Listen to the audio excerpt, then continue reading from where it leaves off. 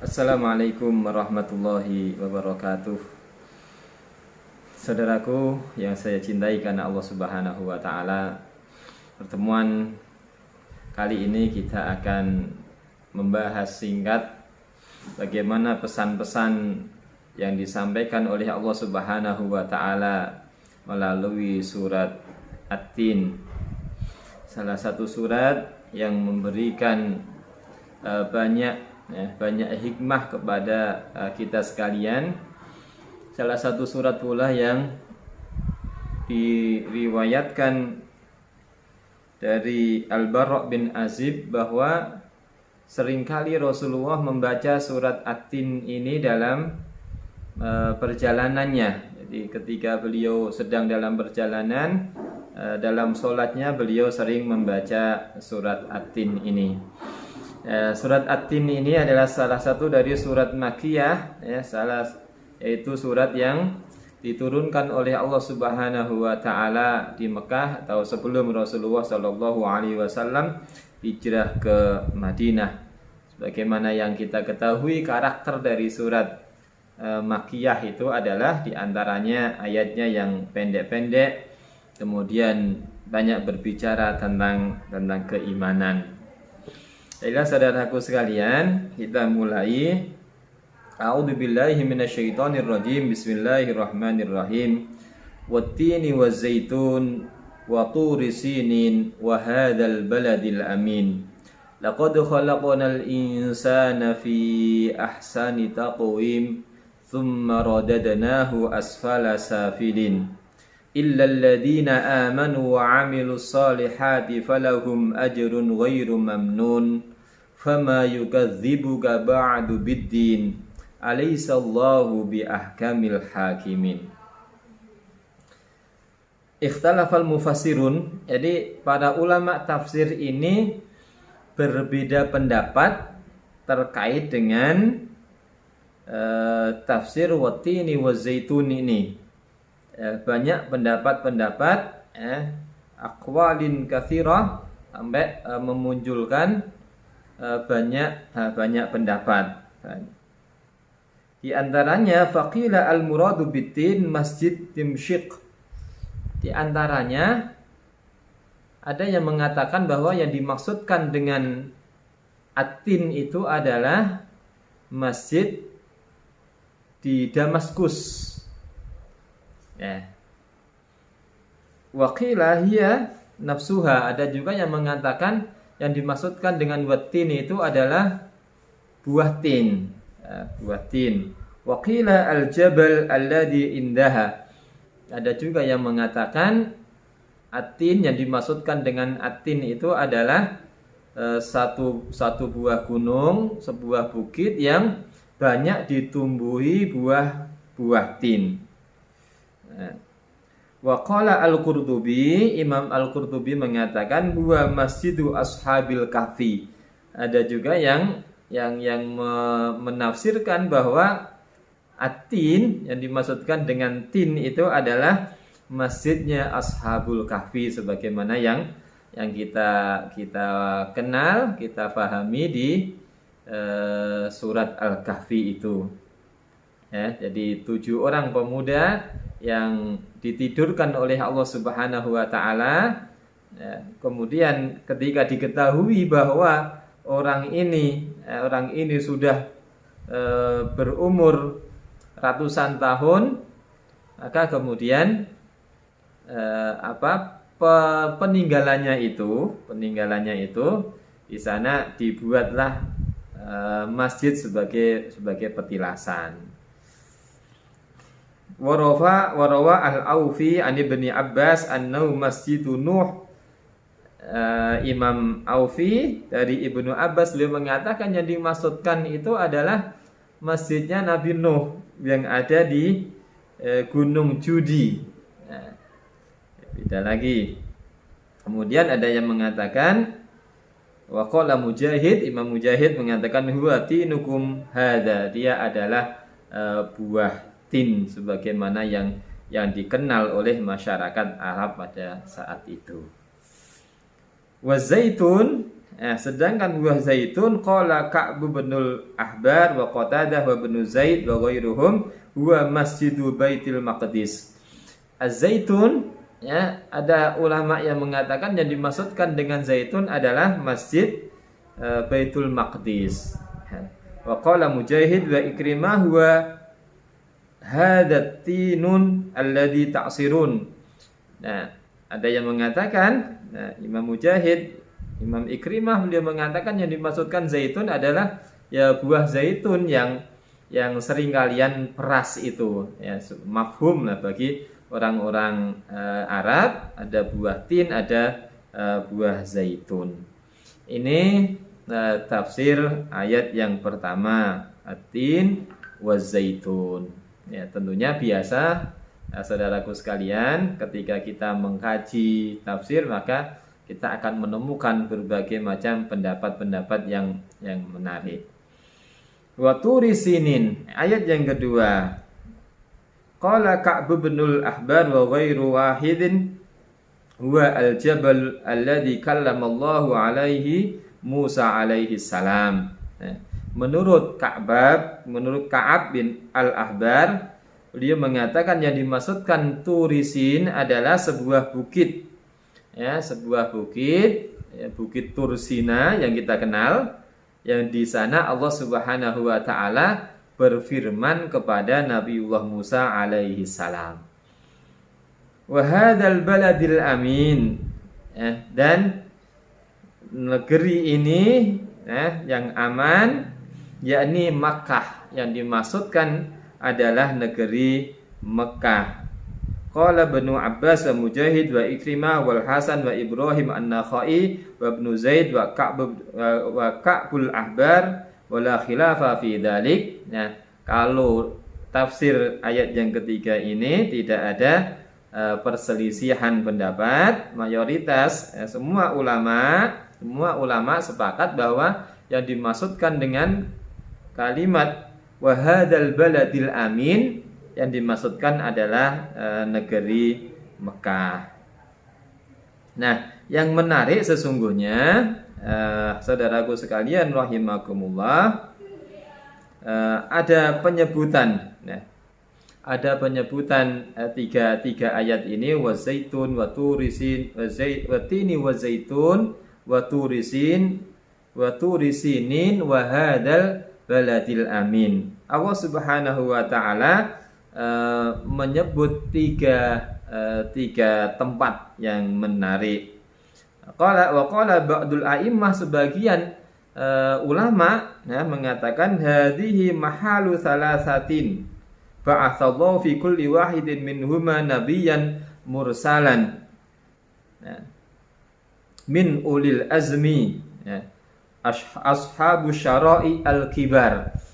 Yang dimaksudkan tiga tempat ini adalah tiga tempat yang Allah Subhanahu wa taala mengutus nabi sekaligus rasul ulul azmi, yang mereka membawa syariat yang mulia, yang agung. Ini luar biasa. Jadi kalau kita membaca surat At-Tin ini, nah, di tiga ayat ini kita sudah didekatkan oleh Allah Subhanahu wa taala dengan tempat-tempat yang mulia. Ya, perasaan kita akan dibawa oleh Allah Subhanahu wa taala dengan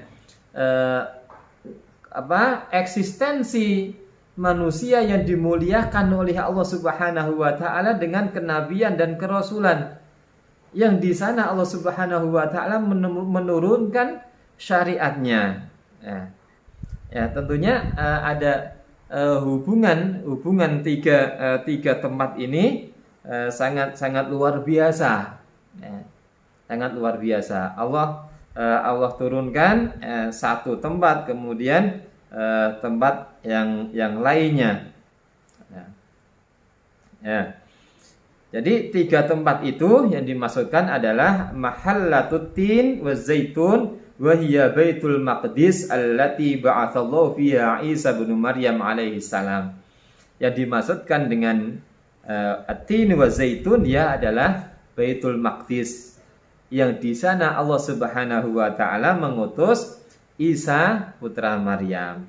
Wathani Turi Sinin, yang kedua adalah Bukit Tursina, yang di sana Allah Subhanahu wa taala berfirman kepada Nabiullah Musa alaihi salam. Watsalis, dan yang ketiga adalah Makkah, wa huwa al-balad al-amin alladzi man dakhalahu kana amina. Yang di sana Allah Subhanahu wa taala berfirman, siapa yang masuk ke daerah Mekah itu maka dijamin keamanannya. Yang di sana Allah Subhanahu wa taala mengutus Nabiullah Muhammad sallallahu alaihi wasallam.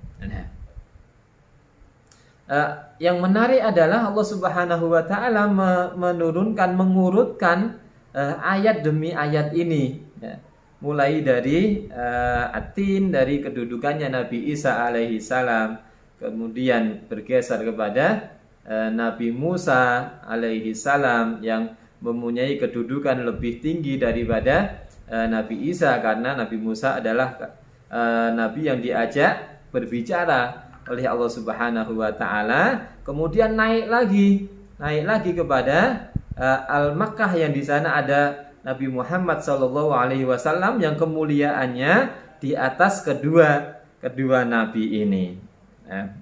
Jadi at-tartib ini memberikan pesan kepada kita urutan kemuliaan, memberikan pesan kepada kita kemuliaan di atas kemuliaan. Kemudian saudaraku sekalian rahimakumullah, laqad khalaqnal insana fi ahsani taqwim. Hadza huwa al-muqsam alaih. Ini yang dijadikan setelah Allah bersumpah maka kita akan menemukan, seperti biasa ketika kita mengkaji tafsir, setiap Allah bersumpah itu maka di sana ada rahasia besar yang ingin disampaikan oleh Allah Subhanahu wa taala. Jadi setiap ada awalan surat yang di sana Allah bersumpah, wal asri misalkan, wal laili, termasuk wattini wazaitun, maka bersiap-siaplah gitu ya, bersiap-siap. Jadi perasaan kita sudah kita persiapkan, ada pesan krusial yang ingin disampaikan Allah, ada pesan besar yang ingin disampaikan oleh Allah Subhanahu wa taala terkait dengan diri kita sebagai manusia, sebagai hamba ini. Maka kita menemukan apa sesungguhnya yang diinginkan oleh Allah Subhanahu wa taala dari kemuliaan demi kemuliaan ini. Ternyata laqad khalaqnal insana fi ahsani taqwim. Sungguh kami menciptakan manusia dalam bentuk yang paling sempurna, fi ahsani suratin wa syaklin. Jadi dalam bentuk fisik yang terbaik, dalam bentuk onderdil yang paling sempurna, semuanya ini diberikan oleh Allah Subhanahu wa taala kepada manusia. Yang sekaligus ini menunjukkan bagaimana kemuliaan manusia ini. Apa kaitannya dengan ketiga ayat yang sebelumnya tadi? Seakan-akan Allah ingin menyampaikan pesan bahwa kemuliaan manusia di atas makhluk-makhluk yang lain ini, Allah memberikan muqaddimah dengan tempat-tempat yang mulia. Kemuliaan manusia ini sejajar dengan kemuliaan tempat-tempat yang disebutkan oleh Allah Subhanahu wa taala. Allah memuliakan Baitul Maqdis, Allah memuliakan Nabi Isa alaihi salam, Allah memuliakan Bukit Tursina, Allah memuliakan Nabiullah Musa alaihi salam, Allah memuliakan Mekah, Allah memuliakan Nabi Muhammad sallallahu alaihi wasallam. Kalau ada nabi yang mulia, ada nabi yang ulul azmi, ada nabi yang biasa, maka Allah menciptakan makhluk pun juga demikian. Ada makhluk yang biasa, ada makhluk yang luar biasa juga. Dan Allah menempatkan manusia ini dengan segala kesempurnaannya itu didudukkan oleh Allah Subhanahu wa taala posisi makhluk yang paling mulia di antara makhluk-makhluk yang lainnya. Nah, inilah laqad khalaqnal insana fi ahsani taqwim. Tsumma radadnahu asfala safilin ay ilan nar. Kemudian kami kembalikan manusia itu pada posisi yang paling rendah, pada posisi yang paling rendah, yaitu di neraka. Qalahum Mujahid wa Abul Aliyah wal Hasan wa Ibnu Zaid wa ghairuhum thumma ba'da hadal Hasan wan nadarah masirahu ilan nar. Nah, kemudian sesudah manusia menempati pada posisi yang paling mulia ini, maka kemudian Allah akan mengembalikan, menjadikan manusia itu pada posisi yang jelek, pada posisi yang hina. Illam yuti illaha wa yattabi ar-rusula. Ketika manusia itu tidak mau mengikuti Allah dan Rasulnya, jadi kemuliaan manusia itu akan sirna, kemuliaannya itu akan hilang ketika mereka tidak mau mengikuti petunjuk Allah Subhanahu wa taala dan Rasulnya. Tsumma radadnahu asfala safilin. Selama manusia itu tetap pada tracknya, mengikuti Allah, mengikuti petunjuk Rasulullah, maka dia akan tetap pada posisi yang paling mulia. Tetapi begitu mereka bergeser dari aturan Allah, mereka tidak mau lagi mengikuti petunjuk-petunjuk Rasul, maka mereka akan dihinakan oleh Allah Subhanahu wa taala pada posisi yang hina. Illal ladzina amanu wa amilus shalihat. Nah, inilah kuncinya, kemuliaan itu akan tetap menempel ketika ada iman dan amal sholih.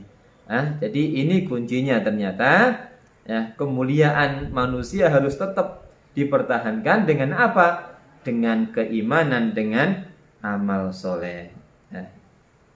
Wa qala ba'duhum, sebagian mufasir mengatakan tsumma radadnahu asfala safilin. Mereka menafsirkan ayat ini ai ila ardalil umur. Mereka menafsirinya kepada usia yang paling lemah, pada usia yang paling tua. Kemudian Allah mengembalikan kehebatan manusia itu kepada kembali kepada kepikunan. Jadi sebagian ulama ada yang menafsirkan ini kepada kepikunan, usia yang paling tua. Nah, sehingga waruya hada an Ibnu Abbas wa Ikrimah hatta qala Ikrimah, sampai Imam Ikrimah mengatakan man jama'al Qur'an, barang siapa yang hafal Al-Qur'an, lam yarud ila ardalil umur, maka dia tidak akan kembali, tidak akan merasakan pikun. Nah, ini salah satu yang luar biasa, salah satu faidah. Kita berdekatan dengan Al-Qur'an, menghafalkan Al-Qur'an, sampai Imam Ikrimah mengatakan barang siapa yang hafal Al-Qur'an, maka dia tidak akan pikun. Nah, ini sekaligus motivasi kepada kita.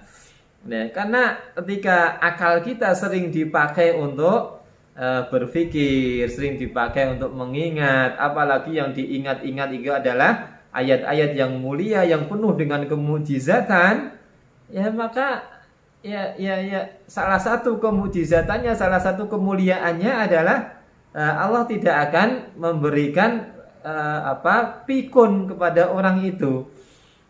Maka kalau pengen nggak pikun, hafalkan Quran. Hafalkan Quran. Walaupun ini juga menjadi perselisihan,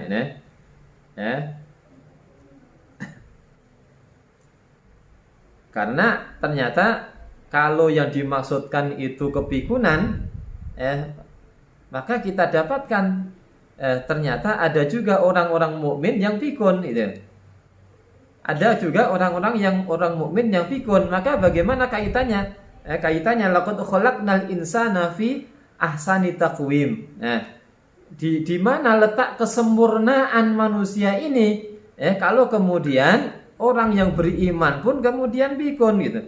Maka ini yang menjadikan sebagian ulama membantahnya, tidak sepakat dengan makna yang dimaksudkan summa radadnahu asfala safilin ini adalah kepikunan, enggak, tetapi yang dimaksudkan adalah annar tadi, annar dalam kondisi terhina karena tidak beriman. Ini selaras dengan firman Allah di surat Al-Asr, wal asri innal insana lafi khusrin illal ladzina amanu wa amilus solihati wa tawasau bil haqqi wa tawasau bis sabr. Semua manusia itu rugi kecuali siapa? Orang yang beriman, orang yang beramal soleh, yang saling menasihati dalam kesabaran. Wa tawasau bil haqqi wa tawasau bis sabr, dan saling menasihati dalam kebenaran dan kesabaran. Nah, maka ini lebih nyambung, lebih nyambung makna ini, bahwa Allah mengembalikan manusia dalam kehinaan itu maksudnya adalah ketika mereka tidak mengikuti Allah, tidak mengikuti petunjuk Rasulullah, tidak mau beramal soleh, tidak mau beriman, maka dia akan kehilangan kemuliaan mereka sebagai seorang manusia, sebagai makhluk yang paling mulia itu. Tsumma qala fa ma yukadzibu ya bani Adam. Ba'du biddin bil jazai fil ma'ad. Maka apa yang mendustakan kalian terhadap hari pembalasan itu? Sedangkan engkau tahu bahwa orang yang menciptakan sesuatu, maka dia bisa mengembalikan sesuatu itu. Walaqad alimta al bida'ah wa arafta anna man qadara 'alal bida'ah fahuwa qadirun 'alar ruj'ah bi tariqil ula. Bahwa kalian tahu bahwa orang yang menciptakan itu mestinya mampu untuk mengembalikan gitu. Tukang kayu yang biasa membuat meja itu mestinya kalau mejanya rusak mesti dia bisa memperbaiki gitu. Bagaimana pula dengan Allah Subhanahu wa taala? Kalau Allah mampu menciptakan manusia dalam kondisi, dalam bentuk yang sebaik-baiknya, maka Allah pula mampu untuk meletakkan mereka pada posisi yang paling hina. Kalau Allah mampu menciptakan manusia dari ketiadaan, maka Allah pula mampu untuk membangkitkan manusia untuk hidup kembali. Fama yukadzibuka ba'du biddin. Qala ma'adallah anni bihil insan wa hakadha qala Ikrimah wa ghairuhu. Jadi, saudaraku sekalian rahimakumullah, inilah yang dimaksudkan oleh Allah Subhanahu wa taala. Jadi kalau orang-orang kafir mendustakan hari pembalasan, mendustakan kebenaran ajaran Islam, mendustakan ajaran Rasulullah sallallahu alaihi wasallam, maka ayat ini mengingatkan, menautkan kembali ikatan hatinya bahwa ajaran Islam itu dari Allah Subhanahu wa taala, yang dibawa Rasulullah itu dari Allah Subhanahu wa taala. Bahwa penciptaan manusia itu dari Allah Subhanahu wa taala.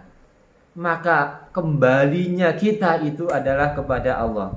Sumber kebenaran itu adalah dari Allah Subhanahu wa taala, bukan dari nafsu.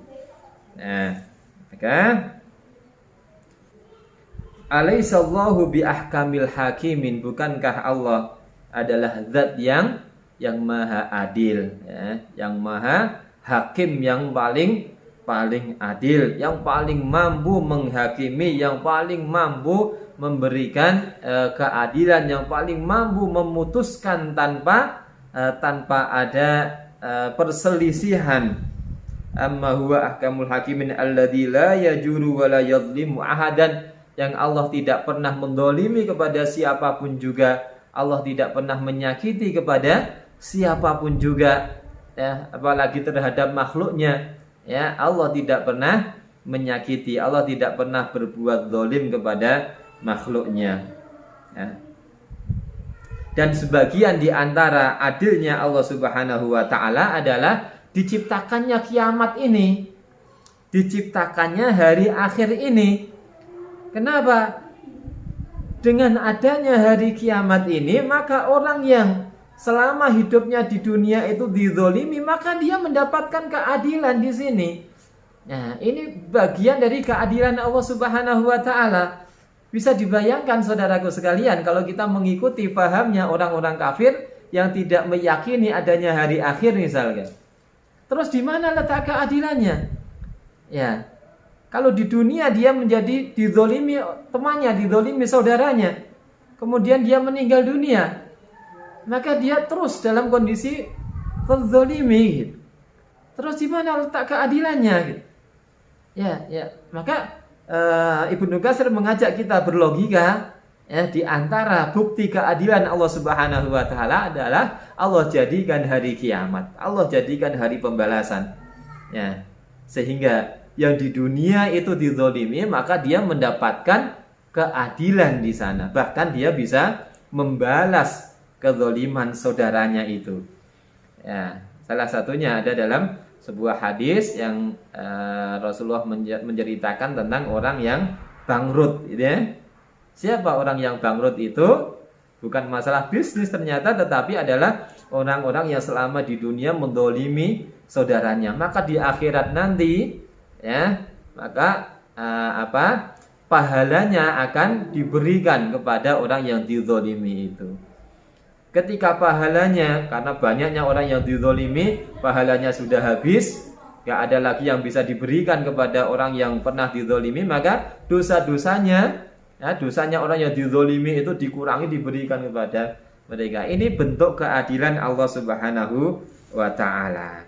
Nah, maka alaihissallahu bi ahkamil hakimin, salah satu riwayat dari Abu Hurairah, fa idza qara'a ahadukum battini waz zaitun fa'ata ala akhiriha, ketika salah satu di antara kalian membaca surat At-Tin sampai akhir ayat, alaihissallahu bi ahkamil hakimin falyaqul bala wa ana ala dzalika minasyahidin, maka disunahkan bagi yang membaca ataupun yang mendengar untuk mengatakan bala, iya ya Allah, wa ana ala dzalika, dan saya menjadi saksi atas yang demikian itu. Nah, sebagai bukti keyakinan, bukti keimanan kita atas kebenaran firman-firman Allah, atas keadilan Allah Subhanahu wa taala, atas kebenaran yang disampaikan oleh Allah Subhanahu wa taala. Jadi inilah saudaraku sekalian, surat At-Tin memberikan pelajaran kepada kita tentang sebuah kemuliaan yang Allah berikan kepada seorang makhluk yang bernama manusia. Sebagaimana Allah pernah berikan juga kemuliaan itu kepada tempat-tempat yang lain, bahkan pada makhluk yang lain, bukit. Allah berikan kemuliaan kepada buah, Allah berikan kemuliaan kepada sebuah kota, maka Allah memberikan kemuliaan itu juga kepada makhluknya yang bernama manusia. Kemuliaan ini akan terus tersematkan di dalam diri manusia ketika mereka komitmen dengan aturan-aturan Allah Subhanahu wa taala, ketika mereka beriman, dan bukti iman itu dinyatakan dalam bentuk wa amilus sholihat. Ya, maka harus sinergi antara keyakinan hatinya, lisannya, dan perbuatannya. Maka mari kita buktikan keimanan kita itu dengan perbuatan baik, dengan amal soleh kita, taat kepada semua perintah-perintah Allah Subhanahu wa taala, berbuat baik kepada sesama kita, kepada orang tua kita, tetangga kita, berbuat baik kepada lingkungan kita, termasuk juga kepada tumbuhan, kepada hewan dan sebagainya. Nah, jangan sampai kemudian kemuliaan kita didrop oleh Allah Subhanahu wa taala, dihilangkan oleh Allah Subhanahu wa taala sampai pada posisi asfala safilin, pada posisi terendah ketika kita tidak meyakini kebenaran Allah Subhanahu wa taala. Wallahu a'lam bishawab. Hadanallahu wa iyyakum ajma'in. Assalamualaikum warahmatullahi wabarakatuh.